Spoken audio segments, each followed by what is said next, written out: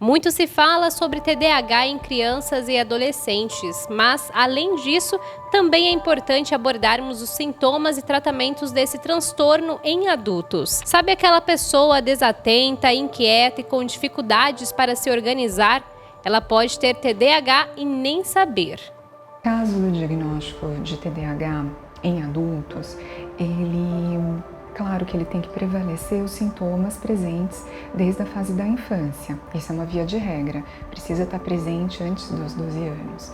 Então, para o diagnóstico ocorrer de fato, essa avaliação, ela precisa ter informações, tanto do próprio paciente de recordar da sua infância, quanto também das informações de parentes, de pessoas próximas que conviveram com essa pessoa durante esse período do desenvolvimento, da fase escolar, por exemplo, ter informações. Então, muitas vezes o adulto, ele vai se recordar que teve dificuldades nessa fase escolar, por dificuldades atencionais, dificuldades de esquecimento, muitas vezes sejam de materiais escolares, como também entrega de trabalho, dificuldade também relacionada à questão da aprendizagem, porque tinha provavelmente dificuldades na memorização.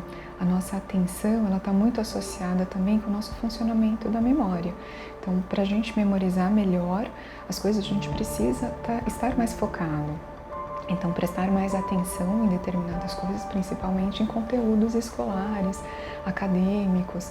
Então, isso também é um fator de sintoma para o adulto também ficar atento e ele trazer também essas informações. Então, dificuldades tanto na parte escolar, na fase da infância, dificuldade de memorização, dificuldade de concluir tarefas.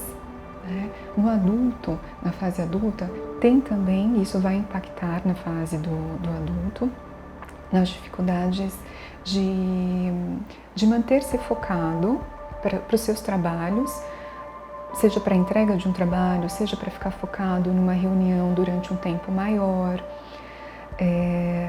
No adulto pode aparecer também, ao invés da hiperatividade que muitas vezes aparece na criança, no adulto ele pode apresentar com uma certa impulsividade ou uma inquietude, de às vezes não conseguir ficar parado muito tempo, ou numa fila de espera, ou numa reunião, ou numa sala de aula, prestando ali atenção no que o professor está falando, ou numa videoaula até mesmo, acaba tendo alguns pequenos focos durante esse processo, mas acaba percebendo que há interrupções, seja também por padrões de pensamentos intrusivos, seja percepção de sons, pessoas falando, e a pessoa não consegue manter esse foco ainda também na fase adulta. Então acaba impactando muito. Olha, o TDAH, ele é um transtorno do neurodesenvolvimento, a gente fala de neurodesenvolvimento, que ele apresenta desde a fase da infância que a gente consegue perceber. Mas em geral, o transtorno de TDAH, ele tanto pode ser fatores ambientais, quanto também na parte genética. Em geral, é mais prevalente da parte genética do que fatores ambientais. Mas, por exemplo, fatores ambientais estão relacionados a uma prematuridade, baixo peso, a mãe ter contato com algumas substâncias químicas, como o chumbo, às vezes até o fato da nicotina, o tabagismo, eles podem favorecer a um aparecimento do transtorno, mas não que seja uma via de regra, né? Não todas as pessoas que fazem o uso que podem vir a ter filhos com TDAH. Então são estudos que são feitos que há questões ambientais, mas a grande maioria são fatores genéticos. Procurar entender o transtorno e ter acesso a essas informações é importante no processo de desenvolvimento.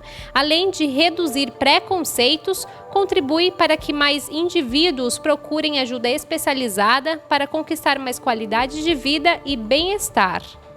Essa identificação dos sintomas é importante a pessoa procurar um especialista de fato, o especialista que realmente efetiva o diagnóstico do TDAH é o médico, tanto neurologista ou psiquiatra. Então, a pessoa pode procurar um desses especialistas e conversar sobre o que tem percebido, sobre os seus sintomas, e o médico ele vai poder dar o diagnóstico de fato, que é o diagnóstico clínico. Algumas vezes o médico ele pede até mesmo uma avaliação neuropsicológica para ajudar nesse processo de investigação, ou se de repente for queixas muito específicas desse paciente, também é possível diagnosticar sim, né, uma avaliação mais profunda. E os tratamentos relacionados ao TDAH tem tratamentos medicamentosos, mas não são todos os casos que são indicados medicações, e tem também processos que são possíveis para poder tratar também o TDAH. Por exemplo, estimulação cognitiva, reabilitação cognitiva, para essa parte atencional também, as funções executivas, que muitas vezes está impactado também, pessoas que têm TDAH podem estar impactado também as funções cognitivas, as funções executivas. Então, tem processos que é possível estimular para que a pessoa consiga melhorar essa parte, né? Tanto atencional, controle dos seus próprios impulsos. Tem fatores aí que não são sempre medicamentosos, mas que a medicação muitas vezes pode ajudar também a manter-se focado, a poder focar o trabalho melhor ou o estudo.